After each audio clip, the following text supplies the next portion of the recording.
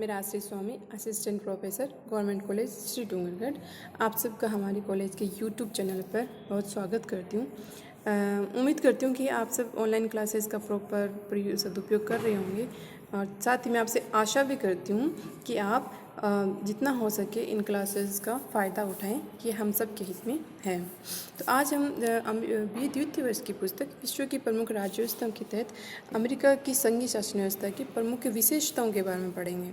जैसे कि हमने पढ़ा कि अमेरिकी जो संघात्मक शासन व्यवस्था है, संघात्मक स्वरूप है वहाँ के शासन का, वह विश्व में सबसे अधिक विख्यात है और अमेरिका को संघीय शासन व्यवस्था का जनक भी माना जाता है।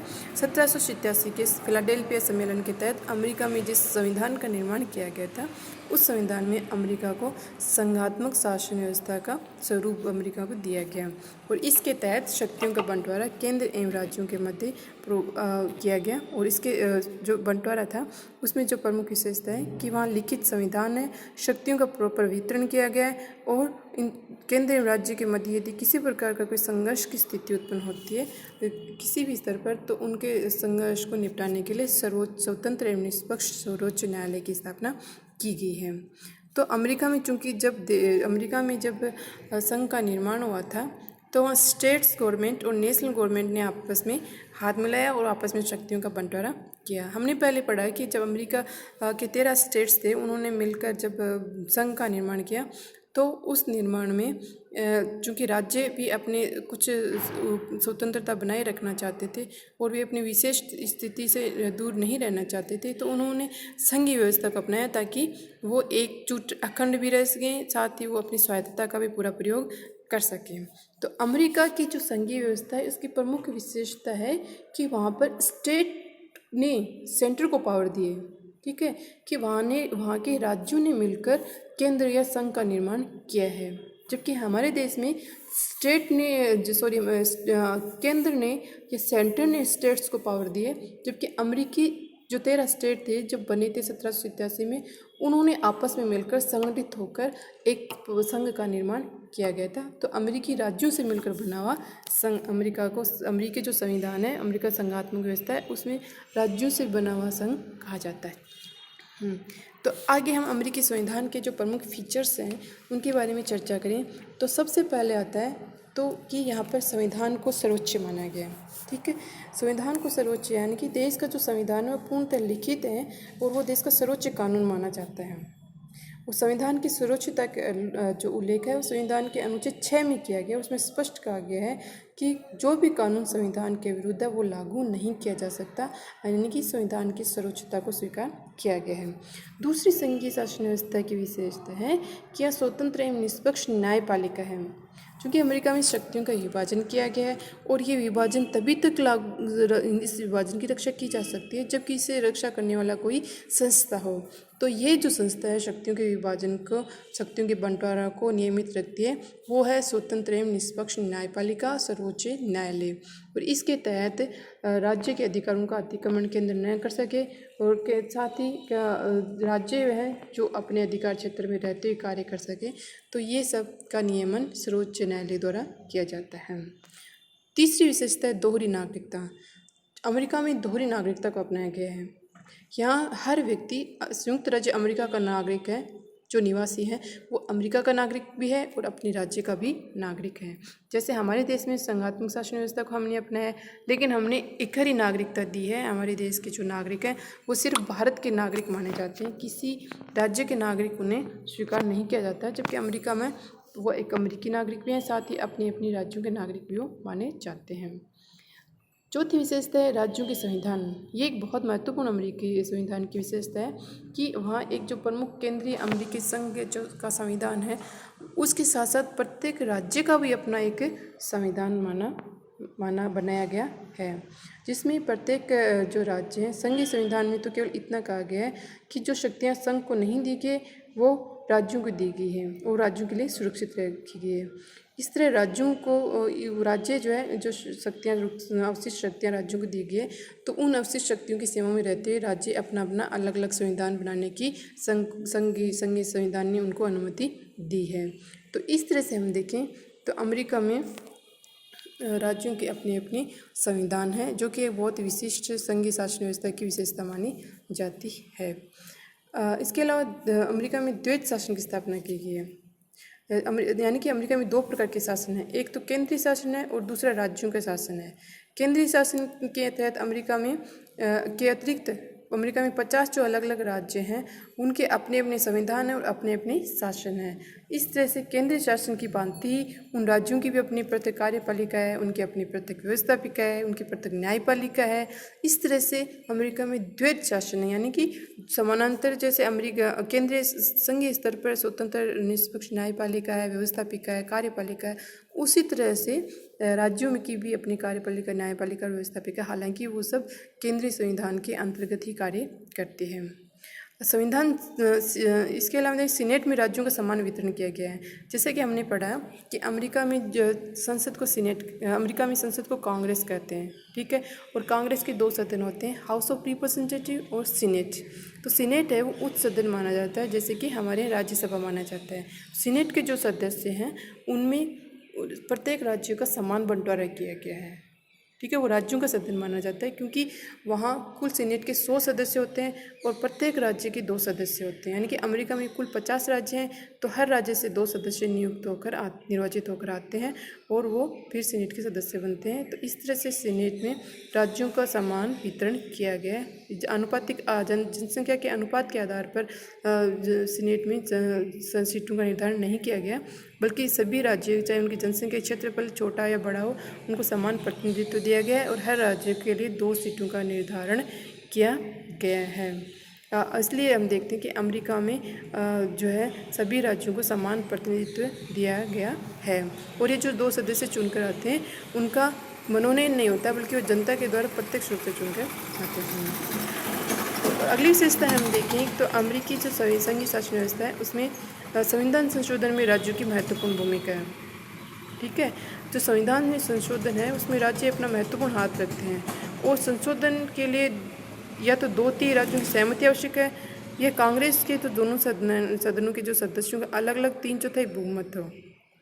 कांग्रेस में सीनेट तो राज्यों का ही सदन प्रतिनिधित्व माना जाता है, अतः जब तक 3/4 राज्य न चाहें संविधान में कोई संशोधन नहीं हो सकता। अर्थात चूँकि या तो जब संविधान में संशोधन होता है तो 2 स्थितियाँ होता है कि या तो जो राज्य हैं वो 3/4 राज्य किसी संविधान संशोधन के पक्ष में आए और उसके पक्ष में वोट दें तो संविधान संशोधन माना जाता है, या फिर जो कांग्रेस है वो 3/4 बहुमत से पास करें। चूँकि कांग्रेस के कांग्रेस में जो लोग होते हैं, जो सीनेट के सदस्य होते हैं, हाउस ऑफ रिप्रेजेंटेटिव जो भी सदस्य होते हैं हाउस ऑफ रिप्रेजेंटेटिव के, वो जनता के द्वारा ही निर्वाचित होकर, राज्यों के द्वारा ही निर्वाचित होकर आते हैं।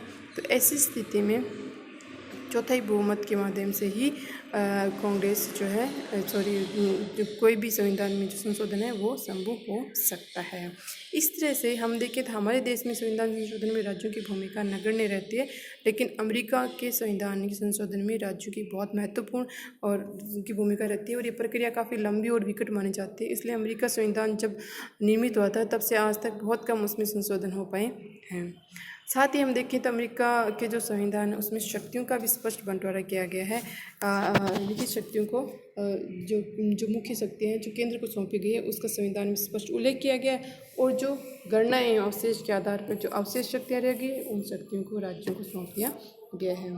अब यदि हम अमेरिकी जो संघीय व्यवस्था है उसको भारतीय संघीय व्यवस्था के साथ कंपेयर करें तो हम इनमें मुख्यतः क्या देखते हैं कि जो अमेरिका का संघ की शासन व्यवस्था है उसमें राज्यों को अधिक शक्तियाँ दी गई हैं, और अमेरिका में संघ द्वारा राज्यों की सीमाओं में परिवर्तन की प्रक्रिया है, उसमें संघ राज्यों की सीमाओं में परिवर्तन नहीं कर सकता।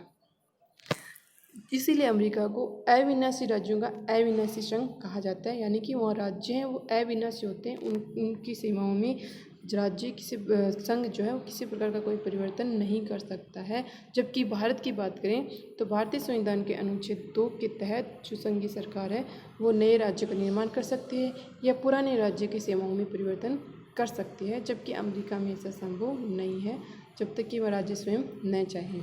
तो अमेरिकी संबंध में राज्यों को अधिक स्वायत्तता व अधिकार प्राप्त हैं। आगे देखें तो न्यायपालिका की जहाँ तक बात है तो हम भारत में सर्वोच्च न्यायालय है वो एक है। तो राज्यों के जो उच्च न्यायालय हैं वो सर्वोच्च न्यायालय के अधीन कार्य करते हैं, जबकि अमेरिका में प्रत्येक राज्य का अपना एक स्वतंत्र पृथक न्यायालय होता है। अमेरिका में नागरिकों को दोहरी नागरिकता दी गई, जबकि भारत में एकल नागरिकता का प्रावधान है। अमेरिकी भारतीय नागरिक सिर्फ भारत के नागरिक माने जाते हैं, वो किसी राज्य विशेष के नागरिक नहीं माने जाते हैं। जबकि अमेरिका में एक निवासी जो अमेरिका का निवासी है वो अपने राज्य का भी निवासी अलग से माना जाता है। एक अन्य जो महत्वपूर्ण अंतर दोनों देशों के संविधान में है कि यहाँ अवशिष्ट शक्तियाँ केंद्र के पास है। अमेरिका में जो अवशिष्ट शक्तियाँ हैं वो राज्यों के पास है। वहाँ केंद्र की शक्तियाँ हैं उनका तो उल्लेख स्पष्ट कर दिया गया संविधान में, और बाकी जो शक्तियाँ हैं जिनका कहीं उल्लेख नहीं है वो सारी शक्तियाँ राज्यों को सौंप दी गई है।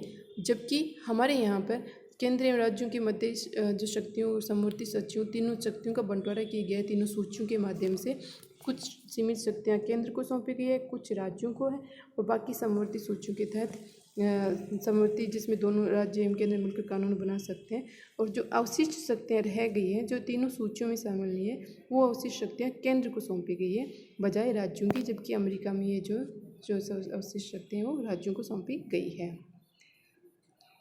भारत में जो हम राज्यों के गवर्नर या राज्यपाल की नियुक्ति की हम चर्चा करें तो गवर्नर की नियुक्ति राष्ट्रपति के द्वारा की जाती है, ठीक है। जबकि अमेरिका के जो गवर्नर होते हैं राज्यों के गवर्नर उनकी नियुक्ति या मनोनयन नहीं होता है, उनका जनता के द्वारा प्रत्यक्ष निर्वाचन होता है। ऐसी स्थिति में हम देखें तो वहाँ के गवर्नर की स्थिति बहुत महत्वपूर्ण होती है, क्योंकि वो जनता के द्वारा प्रत्यक्ष रूप से निर्वाचित होकर आते हैं। संविधान संशोधन में राज्यों की भूमिका की चर्चा करें तो अमेरिका में संविधान संशोधन में राज्यों की महत्वपूर्ण भूमिका होती है, इसलिए जबकि भारत में हम देखें तो संविधान संशोधन में राज्यों की इतनी महत्वपूर्ण भूमिका नहीं होती है। आगे हम थोड़ा और चर्चा करें तो हम देखते हैं कि अमेरिका में जो संघात्मक शासन व्यवस्था अपनाया गया है वहाँ पर भी अब धीरे धीरे केंद्रीकरण की प्रवृत्ति को बढ़ावा मिल रहा है। जो उस समय जब 1787 में अमेरिकी संघीय व्यवस्था को अपनाया गया था उस समय अमेरिका जो छोटे छोटे जो अमेरिका का जो मूल स्वरूप था वो ग्रामीण समाज था और दूर दूर राज्य फैले हुए थे। केंद्रीय स्तर की वहाँ तक पहुँच नहीं थी और संचार एवं यातायात के साधनों की भी पर्याप्त सुविधा नहीं थी। तो ऐसी स्थिति में वहाँ संघीय शासन व्यवस्था को मजबूत किया गया था। लेकिन वर्तमान में देखें तो यातायात के साधनों में और संचार के साधनों में औद्योगिकीकरण के कारण बहुत वृद्धि हो गई है। ऐसी स्थिति में केंद्र का नियंत्रण राज्यों के ऊपर बहुत अधिक बढ़ गया है, क्योंकि राष्ट्रीय सरकार अत्यधिक कार्य करने लगी है। आगे हम संबंध में चर्चा करें तो हम पाते हैं कि अमेरिका में जो एक सिद्धांत माना जाता है निहित शक्तियों का सिद्धांत, क्योंकि अमेरिकी संविधान बहुत छोटा है, सिर्फ 7 अनुच्छेद है, ठीक है। तो 7 अनुच्छेद में इनकी जो सरकार के तीनों अंग हैं उनकी शक्तियों का व्यापक विश्लेषण या व्यापक वर्णन नहीं किया गया है।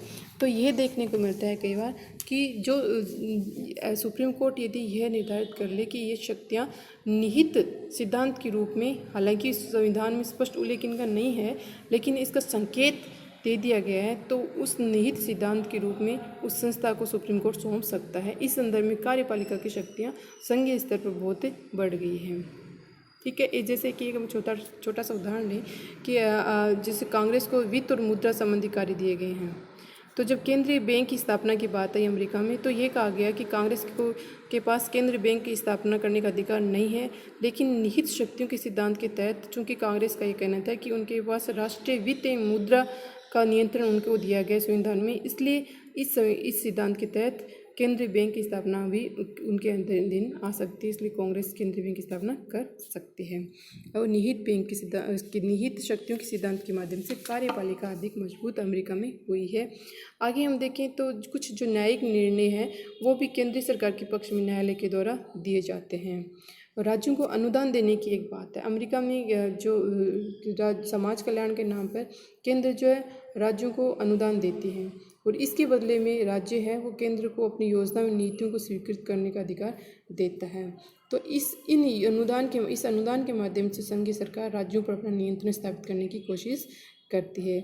इससे एक साधारण हमने उदाहरण देखा था कि सड़क निर्माण या यातायात नियमन का कार्य राज्यों के अधीन आता है, लेकिन अमेरिका में जब सड़क निर्माण का कार्य किया गया और सड़कों का जाल बिछाया संघीय सरकार ने तो किसी भी राज्य ने इसका विरोध नहीं किया नहीं किया। इस तरह से केंद्रीय जो संघीय सरकार है उसका अधिक स्वरूप अधिक व्यापक एवं विस्तृत होता जा रहा है। अंतर्राष्ट्रीय स्थिति में जहाँ तक बात करें तो अमेरिका को कई बार अपनी स्थिति को मजबूत करने के लिए ऐसे निर्णय लेने पड़ते हैं, ऐसे कार्य करने पड़ते हैं जो कि उसको केंद्रीकरण को बढ़ावा देता है, जो संघीय शासन व्यवस्था के खिलाफ होता है। संविधान संशोधन के संदर्भ में भी अमेरिका में केंद्रीय सरकार की शक्ति में वृद्धि हुई है। जैसे कि यदि उदाहरण लें कि जब 16वां संविधान संशोधन हुआ था उसमें केंद्रीय सरकार को आयकर लगाने की शक्ति प्रदान कर दी गई थी। इस प्रकार 15 तथा 19 संविधान संशोधन में भी मताधिकार का विस्तार किया गया था और इसके तहत संघ सरकार की शक्तियों को बढ़ाया गया और संघ सरकार की शक्ति में बढ़ोतरी हुई है। इसी संदर्भ में हम ये देखें तो जो केंद्र सरकार है उसके प्रति जनता का सम्मान भी है कि जनता को ये मानती है कि केंद्रीय सरकार अपने देश का प्रतिनिधित्व अच्छे से करती है और विभिन्न प्रकार के आर्थिक संकट पुनर्निर्माण के कार्यों में सरकार अच्छे से काम करती है। तो जनता की रुचि एवं आस्था के कारण भी केंद्र अपने लिए अधिकांश शक्तियाँ प्राप्त करता जा रहा है और वो अधिक शक्तिशाली होता जा रहा है। तो इस संदर्भ में इसके परिप्रेक्ष्य में हम देखें तो अमेरिका जो संघीय शासन व्यवस्था है अब धीरे धीरे पूर्ण रूप से संघीय सरकार के बजाय सहकारितापूर्ण संघ की व्यवस्था का युग वहाँ शुरू हो गया है, जहाँ राज्य एवं केंद्र सहकारिता के साथ आपस में कार्य करते हैं और राष्ट्रहित में दोनों एक दूसरे को सहयोग लेकर चलते हैं। अतः संक्षेप में राज्य अब भी ऐसी दूरी है जिसके आसपास अमेरिका की संपूर्ण राजनीतिक प्रणाली वो घूमती हैं और फिर भी आज संघीय सरकार है वो केवल सरकार नहीं रही है, वो अधिक शक्तिशाली हो गई है। धन्यवाद।